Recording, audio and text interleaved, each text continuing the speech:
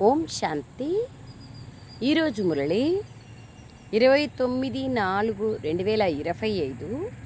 మధురమైన పిల్లలారా, మీ జన్మ చాలా అమూల్యమైనది.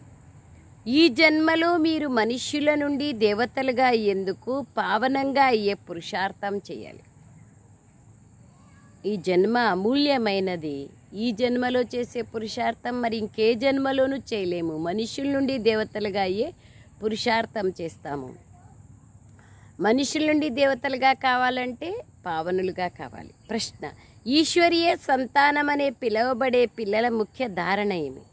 జవాబు: వారు పరస్పరం చాలా మధురంగా క్షీరఖండంగా కలిసిమెలిసి ఉంటారు. ఎప్పుడూ ఉప్పు నీళ్లులాగా అవ్వరు. దేహాభిమానులైన మనుష్యులు ఏదో ఒకటి అంటూ పరస్పరం దెబ్బలాడుకుంటూ ఉంటారు. పిల్లలైన మీలో ఈ అలవాటు ఉండే అవకాశమే లేదు. ఇక్కడ మీరు దైవీ గుణాలను ధారణ చేసి కర్మాతీత స్థితిని పొందాలి. బాబా మనకు ఎలా ఉండాలి అనేది చెప్తున్నారు. సారం: నేను బాబా స్మృతిలో ఎంతసేపు ఉంటున్నాను? లోపల మిమ్మల్ని మీరు ప్రశ్నించుకోవాలి. నేను దైవీ గుణాలను ఎంతవరకు ధారణ చేశాను? నాలో ఏ అవగుణము లేదు కదా? నా నడవడిక, ఆహార పానీయాలు హుందాగా ఉన్నాయా? వ్యర్థంగా మాట్లాడడం లేదు కదా? అబద్ధం చెప్పడం లేదు కదా అని స్వయాన్ని ప్రశ్నించుకోవాలి. స్మృతి చార్టుని పెంచుకునేందుకు ఆత్మలైన మనందరం సోదరులమే అనే అభ్యాసం పెంచుతూ పోవాలి.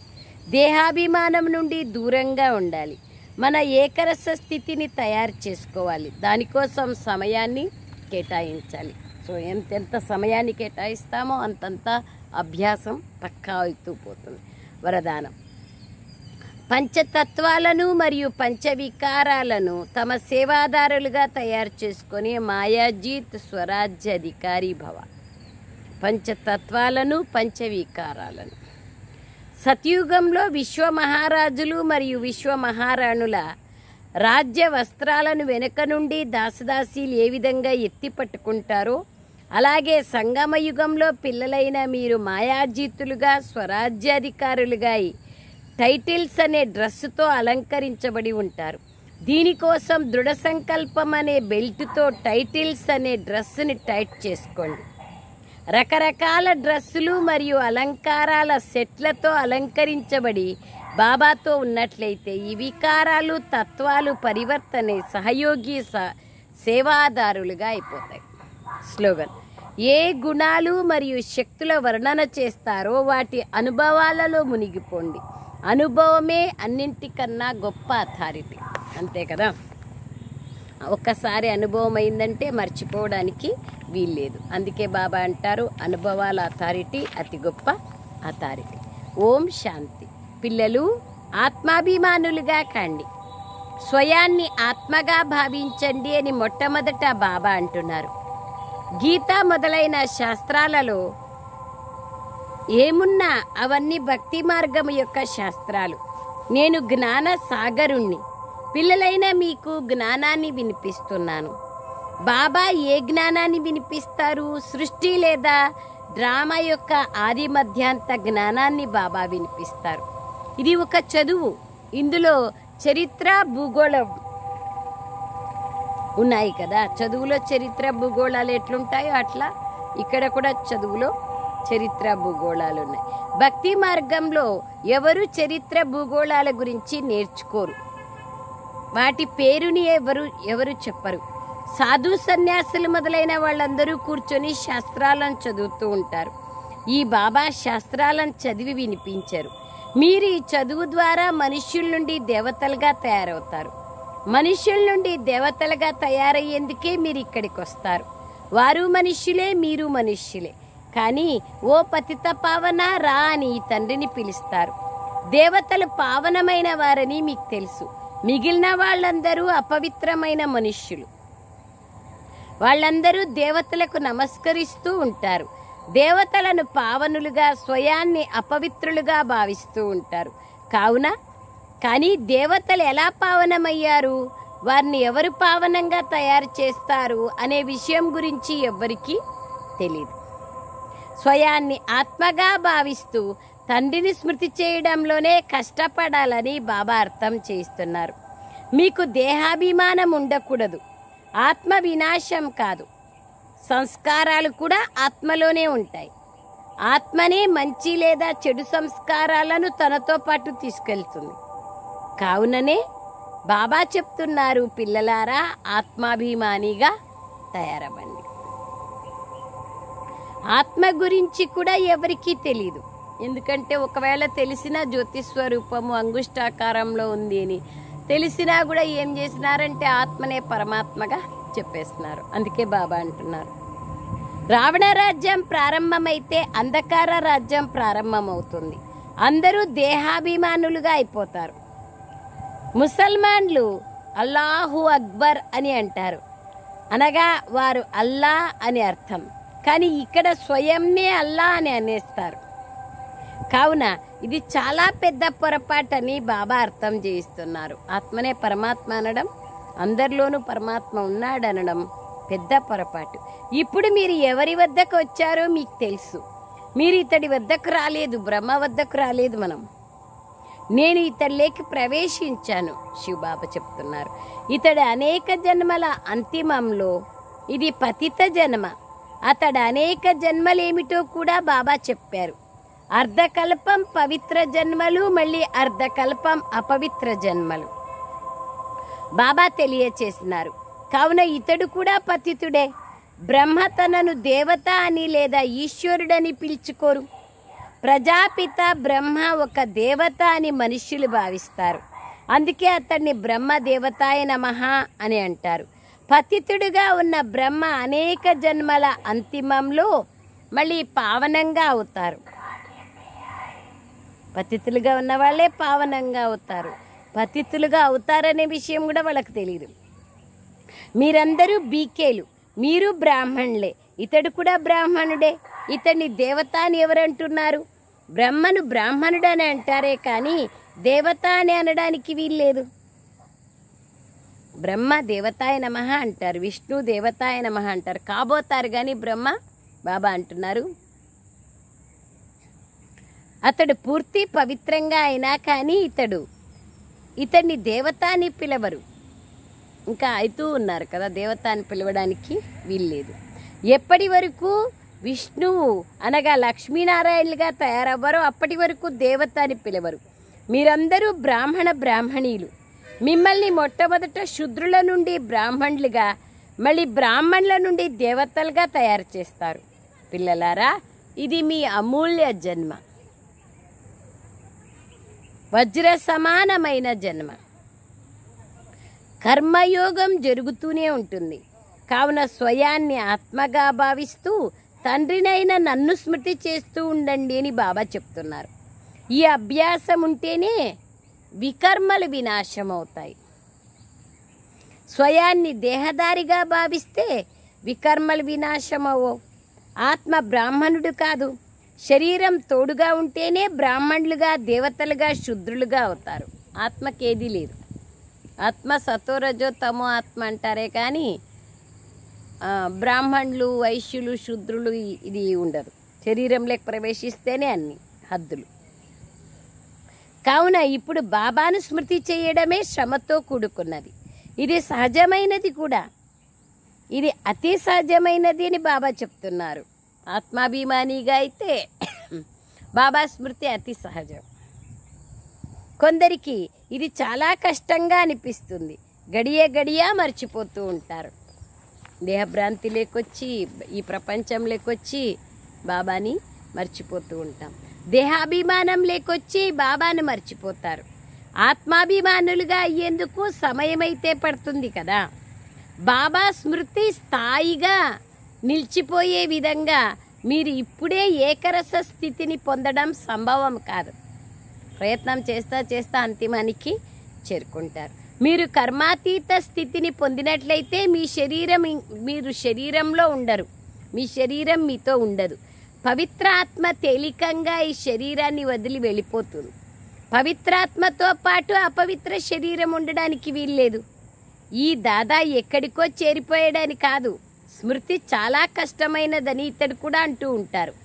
దేహాభిమానం లేకి రావడం రావడం వల్ల ఏదో ఒకటి తప్పుగా మాట్లాడడం లేదా గొడవ పడడం మొదలైనవి జరుగుతూ ఉంటాయి. ఆత్మలైన మనందరం సోదరులం. ఆత్మకేమీ జరగదు, దేహాభిమానంతోనే దుఃఖం ఏర్పడుతుంది. కావున పిల్లలైన మీరు ఆత్మాభిమానులుగా అవ్వాలి.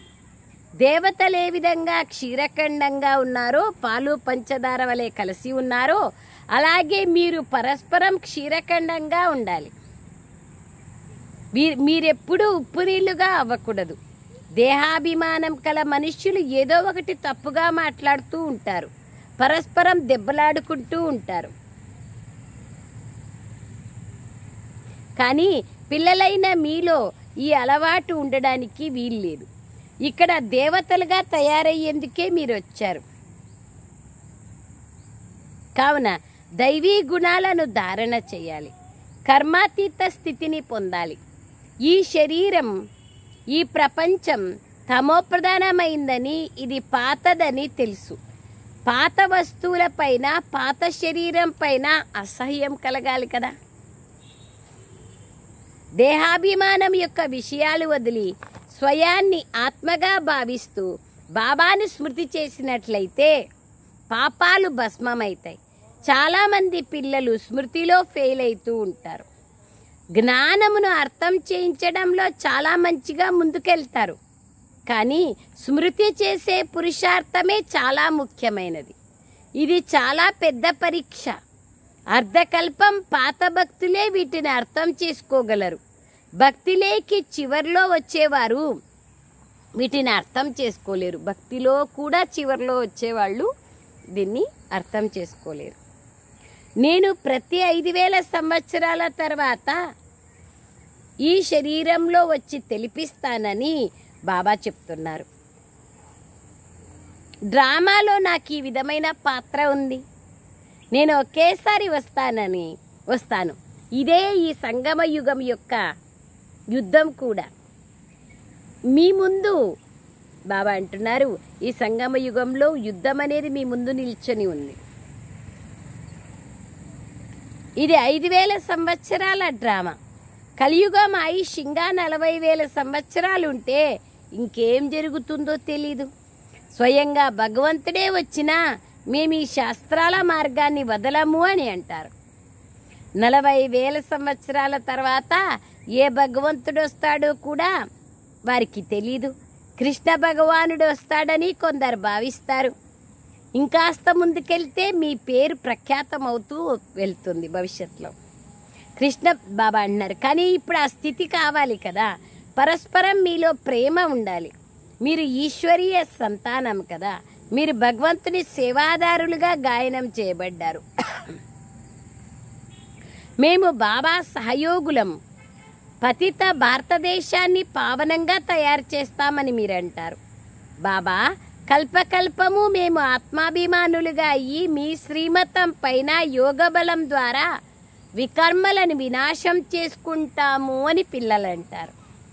యోగ బలం శాంతి యొక్క బలం, సైలెన్స్ బలం. సైలెన్స్ శక్తి మరియు సైన్స్ శక్తి, ఈ రెండింటికి రాత్రికి పగలుకున్నంత తేడా ఉంది. మున్ముందు మీకెన్నో సాక్షాత్కారాలు జరుగుతూ పోతాయి. ప్రారంభంలో ఎంతోమంది పిల్లలు సాక్షాత్కారాలు పొందారు.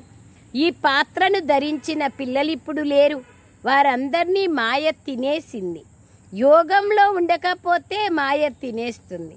భగవంతుడే మనల్ని స్వయంగా చదివిస్తున్నాడని మనకు తెలిసినప్పుడు ఇక పూర్తి నియమానుసారంగా నడుచుకోవాలి కదా. లేకపోతే చాలా చాలా తక్కువ పదవిని పొందుతారు. ఎన్నో శిక్షలను కూడా పొందుతారు. జన్మ జన్మాంతరాల పాపాలు మీ తలపైన ఉన్నాయి. సత్యుగంలో రావణ్ణి రాజ్యమే లేనప్పుడు మరి ఈ వికారాల విషయం అక్కడ ఎలా ఉంటుంది? ఆ ప్రపంచమే సంపూర్ణ నిర్వికారి రాజ్యం. అది రామరాజ్యం. సత్యుగం, ఇది రావణ రాజ్యం. ఈ సమయంలో అందరూ తమోప్రధానంగా ఉన్నారు. పిల్లలందరూ తమ తమ స్థితిని పరిశీలించుకోవాలి. నేను బాబా స్మృతిలో ఎంత సమయం ఉండగలుగుతున్నాను? ఎంతవరకు దైవీ గుణాలను ధారణ చేశాను? నా లోపల ఏ అవగుణము లేదు కదా. నా ఆహార వ్యవహారాలు ఎలా ఉన్నాయి? రోజంతటిలో నేను వ్యర్థంగా మాట్లాడడం లేదు కదా, నేను అబద్ధం చెప్పడం లేదు కదా అని ముఖ్యంగా స్వయాన్ని పరిశీలించుకోవాలి. ఎన్ని మాటలు చెప్తున్నారు? 7-8 మాటలు. శరీర నిర్వహణ కోసం కూడా అబద్ధాలు ఆడాల్సి వస్తుంది కదా. కావున ఆ పాపం తొలగిపోయేందుకు మనుష్యులు తమ సంపాదనలో కొంత భాగాన్ని ధర్మార్థంగా వేరుగా తీస్తారు. మంచి కర్మలు చేస్తే దాని ఫలితం వారికి లభిస్తుంది. ఎవరైనా హాస్పిటల్ కడితే వచ్చే జన్మలో మంచి ఆరోగ్యం లభిస్తుంది. కాలేజీ కడితే మంచి చదువు లభిస్తుంది. కానీ చేసిన పాపానికి ప్రాయశ్చిత్తమైతే అనుభవించాల్సిందే. దానికోసం మళ్ళీ గంగా స్నానాలు చేసేందుకు వెళ్తారు. ధనాన్ని దానం చేసినందుకు వచ్చే జన్మలో ఫలితం లభిస్తుంది. అంతేకాని అందులో పాపం వినాశనమయ్యే విషయం లేదు. అది ధనము లెక్కాచారం. భక్తిలో ఈశ్వరార్థంగా ఈ ధనాన్ని ఇస్తే దానికి ఫలితంగా ఈశ్వరుడు అల్పకాలికంగా ఇస్తారు. కానీ ఇక్కడ మీరు పావనంగా తయారు కావాలి. బాబా స్మృతి తప్ప ఇంకొక ఉపాయమే లేదు. పావనులు మళ్ళీ పతిత ప్రపంచంలో ఉండరు. దేవతలు ఈ ప్రపంచంలో ఎక్కడ ఉంటారు? పావన ప్రపంచంలో మనుష్యులు ఉండరు, అంటే పాపాత్ములు ఉండరు. పాపాత్మల ప్రపంచంలో పావనాత్మలు ఉండరు. బాబా స్మృతి తప్ప ఇంకొక ఉపాయం లేదు. పావనులు మళ్ళీ పతిత ప్రపంచంలో ఉండరు. వారు ఈశ్వరార్థంగా పరోక్షంగా దానం చేస్తారు. మిమ్మల్ని పావనంగా చేసేందుకు వచ్చానని బాబా చెప్తున్నారు. నేను దాతను. మీరు నాకివ్వడం ద్వారా దానికి ప్రతిఫలంగా నేను మీకు మళ్ళీ ఇస్తాను. అంతేకాని నేను ఆ ధనాన్ని నా వద్ద అయితే ఉంచుకోను కదా. పిల్లలైన మీకోసమే ఈ ఇల్లు మొదలైనవి నిర్మించబడ్డాయి. సన్యాసులు తమ కోసం చాలా పెద్ద భవనాలు, మెహల్స్ నిర్మించుకుంటారు. కానీ ఈ శివబాబా తమ కోసం ఏమీ చేసుకోరు. దీని ఫలితం మీకు మళ్ళీ 21 జన్మల కొరకు కొత్త ప్రపంచంలో లభిస్తుంది. ఎందుకంటే మీరు భగవంతునితో సముఖంగా ఇచ్చిపుచ్చుకుంటున్నారు. మీరిచ్చే ధనం మీకే ఉపయోగపడుతుంది. నేను భక్తి మార్గంలోనూ దాతనే, ఇప్పుడు కూడా దాతనే. అక్కడ పరోక్షంగా దాతనైతే ఇక్కడ ప్రత్యక్షంగా ఉన్నాను. మీ వద్ద ఎంత ఉంటే అంత దానితో వెళ్ళి సెంటర్లను తెరవండి, ఇతరుల కళ్యాణం చేయండి. నేను కూడా సెంటర్లు తెరుస్తాను కదా. బాబా చెప్తున్నారు, పిల్లల ద్వారా ఇవ్వబడిన దాంతో పిల్లలకే సహాయం చేస్తాను. నేను నాతో పాటు ధనాన్ని తీసుకురాను కదా. నేనొచ్చి ఇతనిలో ప్రవేశిస్తాను. ఇతని ద్వారా కర్తవ్యాన్ని చేయిస్తాను. నేను స్వర్గంలోకి రాను. ఇవన్నీ మీకోసమే ఉన్నాయి. నేను అభోక్తను. శివబాబా డైరెక్ట్గా చెప్తున్నారు. నేను నాతో పాటు ఏది తీసుకెళ్ళను, ఏది తీసుకురాను. నా కాళ్ళకు నమస్కరించండి అని కూడా అన్నాను. కాళ్ళే లేవు ఆయనకి. నేను పిల్లలైన మీకు అతి విధేయుడైన సేవకుణ్ణి. అతడే మీకు తల్లి తండ్రి సర్వస్వమని మీకు తెలుసు. అతడు నిరాకారుడు. ఏ గురువును నీవే తల్లివి తండ్రివి అన్నారు. గురువుని గురువు అంటారు, టీచర్ని టీచర్ అంటారు. కానీ ఇతన్ని తల్లి తండ్రి గురువు అన్నీ అంటారు. నేను కల్పకల్పము ఒకేసారి వస్తానని బాబా అంటున్నారు. ప్రతి 12 నెలల తర్వాత మీరు జయంతిని జరుపుకుంటారు, సంవత్సరానికి ఒక మారు. కానీ శివబాబా ఎప్పుడొచ్చారో, వచ్చి ఏం చేశారో ఎవ్వరికీ తెలియదు. బ్రహ్మ విష్ణు శంకర్ల కర్తవ్యం కూడా ఎవరికీ తెలియదు. ఎందుకంటే పైన శివుని చిత్రాన్నే మర్చిపోయారు. త్రిమూర్తి శివలో శివుని చిత్రమే మర్చిపోయినారు. వాస్తవానికి శివబాబా చేసేవారు, చేయించేవారు. బాబా బ్రహ్మ ద్వారా చేయిస్తున్నారు. బాబా వచ్చి ఇతనిలోకి ప్రవేశించి ఎలా చేయిస్తారో మీకు తెలుసు. మీరు కూడా అలాగే చెయ్యండి అని బాబా అంటారు. బాగా చదువుకోండి, దైవీ గుణాలను ధారణ చెయ్యండి, బాబాను స్మృతి చెయ్యండి. నేను బాబాను స్మృతి చేస్తాను అని ఇతడు కూడా అంటారు బ్రహ్మ బాబా. బాబా కూడా తోడుగా ఉన్నారు. మనం కొత్త ప్రపంచానికి యజమానులుగా తయారవుతున్నామని మీ బుద్ధిలో ఉంది. కావున మీ నడవడిక, ఆహార వ్యవహారాలు అన్నీ మార్చుకోవాలి. వికారాలను వదిలేయాలి. తప్పకుండా పరివర్తన చెందాల్సి ఉంటుంది. ఎంతెంతగా పరివర్తన అవుతారో అంతంతే శరీరాన్ని వదిలి తర్వాత ఉన్నత కులంలో జన్మిస్తారు. కులాలు కూడా నంబర్ వారుగా ఉంటాయి, అంతే కదా. బాబా అంటున్నారు, కులాల గురించి బాబా చెప్తున్నారు.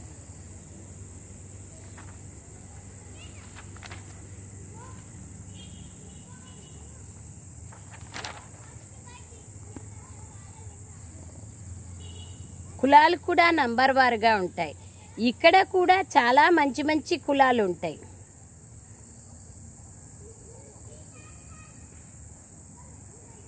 నలుగురు ఐదుగురు సోదరులు కలిసి ఒకే ఇంట్లో ఉంటారు.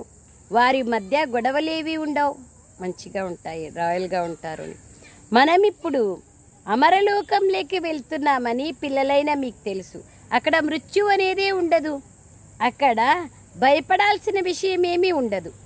ఇక్కడ బాబా అంటున్నారు, దినప్రతి దినము భయం పెరుగుతూ ఉంటుంది. బయటికి వెళ్ళలేకపోతారు. ఈ చదువుని కోటిలో ఏ ఒక్కరో చదువుతారని మీకు తెలుసు. కొందరు బాగా అర్థం చేసుకుంటారు. ఈ జ్ఞానం చాలా బాగుంది అంటారు. అటువంటి పిల్లలు కూడా తప్పకుండా వస్తారు. రాజధాని స్థాపన జరుగుతోంది కదా, ఇంకొద్ది సమయమే మిగిలి ఉంది. ఏ పురుషార్థి పిల్లలైతే స్మృతి యాత్రలో చాలా తీవ్రంగా ముందుకెళ్తారో వారిని బాబా కూడా చాలా ఎక్కువగా మహిమ చేస్తారు. ముఖ్యమైనదే స్మృతి విషయం. దాని ద్వారా పాత లెక్కాచారాలన్నీ సమాప్తమవుతాయి. బాబా రోజు మిమ్మల్ని నేను ఇన్ని గంటలు స్మృతి చేస్తాను అని బాబాకు రాస్తారు. బాబా మేము రోజు మిమ్మల్ని ఇన్ని గంటలు స్మృతి చేస్తామని రాస్తారు. అయితే మీరు చాలా మంచి పురుషార్థిలే అని బాబా భావిస్తారు. పురుషార్థం అయితే చెయ్యాలి కదా. కావున పరస్పరం ఎప్పుడూ గొడవ పడకూడదు. అది జంతువుల పని. గొడవ పడడం, కొట్టుకోవడం ఇవన్నీ దేహాభిమానానికి చెందిన విషయాలు. అటువంటి వారు బాబాని అపకీర్తి చేస్తారు. అలా సద్గురువుని నిందించే వారికి ఏ ఆధారము ఉండదని బాబా చెప్తారు. కానీ సాధువులు దీన్ని తమకు వర్తింప చేసుకున్నారు. మాతలైన మీరు వారి ద్వారా శాపితమవుతామేమో అని భయపడతారు. ప్రపంచంలో పాపం గురువుల దగ్గరికి వెళ్తారు, భయపడతారు, వాళ్ళు ఏమైనా శాపం ఇస్తారేమో అని. బాబా అంటున్నారు, కానీ ఇప్పుడు మేము మనుషుల నుండి దేవతలుగా తయారవుతున్నామని మీరు అర్థం చేసుకున్నారు. సత్యమైన అమరకథని వింటున్నారు. శ్రీ లక్ష్మీనారాయణల పదవిని పొందేందుకు మేము ఈ పాఠశాలకు వస్తున్నామని మీరు అంటారు. ఇంకే సత్సంగాల్లోనూ ఈ విధంగా చెప్పరు. ఇప్పుడు మనము మన ఇంటికి వెళ్తున్నాం. ఇందులో స్మృతి పురుషార్థమే ముఖ్యమైనది. అర్ధకల్పం వరకు అసలు స్మృతే చేయలేదు ద్వాపర కలియుగాలు. కావున ఇప్పుడు ఈ ఒక్క జన్మలో పూర్తిగా స్మృతి చేయాలి. ఇదే మీరు చేసే పురుషార్థం. స్మృతి చేయాలి మరియు దైవీ గుణాలను కూడా ధారణ చేయాలి. ఇప్పుడు ఏదైనా పాపకర్మం చేస్తే 100 రెట్ల శిక్ష పడుతుంది. పురుషార్థం చేసి మీ ఉన్నతిని చేసుకోవాలి. ఆత్మయే శరీరం ద్వారా చదువుకొని లాయర్గా, డాక్టర్గా అవుతుంది. లక్ష్మీనారాయణల పదవి చాలా ఉన్నతమైనది కదా. మున్ముందు మీకు ఎన్నో సాక్షాత్కారాలు జరుగుతాయి. మీరు సర్వోన్నతమైన బ్రాహ్మణ కుల భూషణులు, స్వదర్శన చక్రధారీలు. కల్పపూర్వం కూడా మీకు ఈ జ్ఞానాన్ని వినిపించాను. మళ్ళీ నేను మీకు వినిపిస్తాను. మీరు ఇప్పుడు ఇవన్నీ విని ఉన్నత పదవిని పొందుతారు. మళ్ళీ ఈ జ్ఞానం ప్రాయలోపమైపోతుంది. మిగిలిన ఈ శాస్త్రాలన్నీ భక్తి మార్గానికి చెందినవి. अच्छा, मीठे मीठे सिखलदे बच्चों प्रति माता पिता बाप दादा का याद, प्यार और गुड मॉर्निंग। रूहानी बाप की रूहानी बच्चों को नमस्ते। हम रूहानी बच्चों की रूहानी माता पिता बाप दादा को याद, प्यार, गुड मॉर्निंग और नमस्ते नमस्ते नमस्ते। నమస్తే బాబా, నమస్తే. సారాంశం: నేను బాబా స్మృతిలో ఎంత సమయం ఉంటున్నాను అని లోపల మిమ్మల్ని మీరు ప్రశ్నించుకోవాలి. నేను దైవీ గుణాలను ఎంతవరకు ధారణ చేశాను? నాలో ఏ అవగుణము లేదు కదా? నా నడవడిక, ఆహార పానీయాలు హుందాగా ఉన్నాయా? వ్యర్థంగా మాట్లాడడం లేదు కదా? అబద్ధాలు చెప్పడం లేదు కదా అని స్వయాన్ని ప్రశ్నించుకోవాలి. రెండో పాయింట్: స్మృతి చార్ట్ని పెంచుకునేందుకు ఆత్మలైన మనందరం సోదరులమనే అభ్యాసం పెంచుకుంటూ పోవాలి. దేహాభిమానం నుండి దూరంగా ఉండాలి. మన ఏకరస స్థితిని తయారు చేసుకోవాలి. దీనికోసం సమయాన్ని కేటాయించాలి. వరదానం: పంచతత్వాలు మరియు పంచ వికారాలను తమ సేవాదారిగా చేసుకునే మాయాజీత్ స్వరాజ్య అధికారిగా కండి. సత్యుగంలో విశ్వమహారాజులు మరియు విశ్వమహారాణుల రాజ్యవస్త్రాలను వెనుక నుండి దాసదాసీలు ఏ విధంగా ఎత్తి పట్టుకుంటారో అలాగే సంగమయుగంలో పిల్లలైన మీరు మాయాజీతులుగా స్వరాజ్యాధికారులుగా అయ్యి టైటిల్స్ అనే డ్రెస్సుని అలంకరించబడి ఉంటారు. దీనికోసం దృఢ సంకల్పం అనే బెల్ట్ తో టైటిల్స్ అనే డ్రెస్ని టైట్ చేసుకోండి. దృఢ సంకల్పం అనే బెల్ట్తో టైటిల్స్ అనే డ్రెస్ని టైట్ చేసుకోండి. రకరకాల డ్రెస్సులు మరియు